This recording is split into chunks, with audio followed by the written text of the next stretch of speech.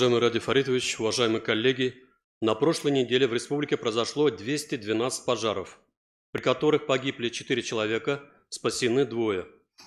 Зарегистрированы лесные пожары в Бурзянском и Зилаирском районах.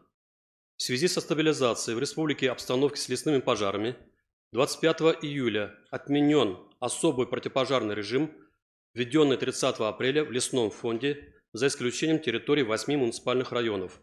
Указанный режим продолжает действовать в Абзелиловском, Баймакском, Белорецком, Бурзянском, Зианчуринском, Зилаирском, Учелинском и Хайбулинском районах. Зарегистрировано 13 падений с высоты, при которых погибли 4 человека.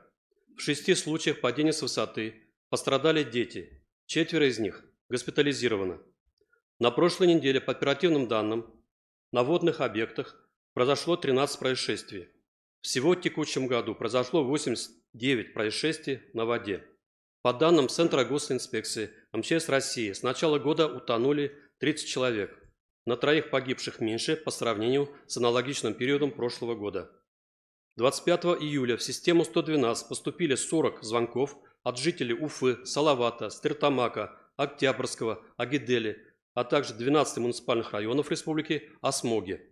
В пробах атмосферного воздуха, отобранных Центром мониторинга окружающей среды Башгидромета, превышение предельно допустимой концентрации по продуктам горения не выявлено.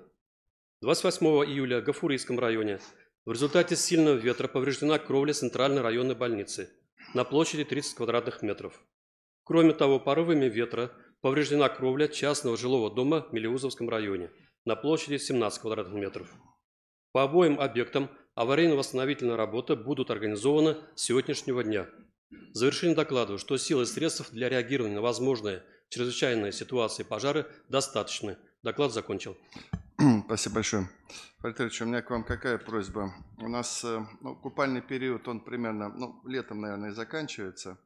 Вы собирайте, пожалуйста, всю информацию и в сентябре представьте, пожалуйста, мне доклад о причинах, на ваш взгляд, такого большого количества людей, которые у нас погибают на водоемах. Разделите там по причинам. Это неподготовленный водоем в алкогольном состоянии или какие-то иные, чтобы мы с вами разобрались, в чем причина, и начали эту тему, над этой темой также с вами планомерно работать. Довольно большое количество гибнет у нас, но вот Так точно есть. надо сделать аналитику, чтобы мы понимали, куда идем. Спасибо большое.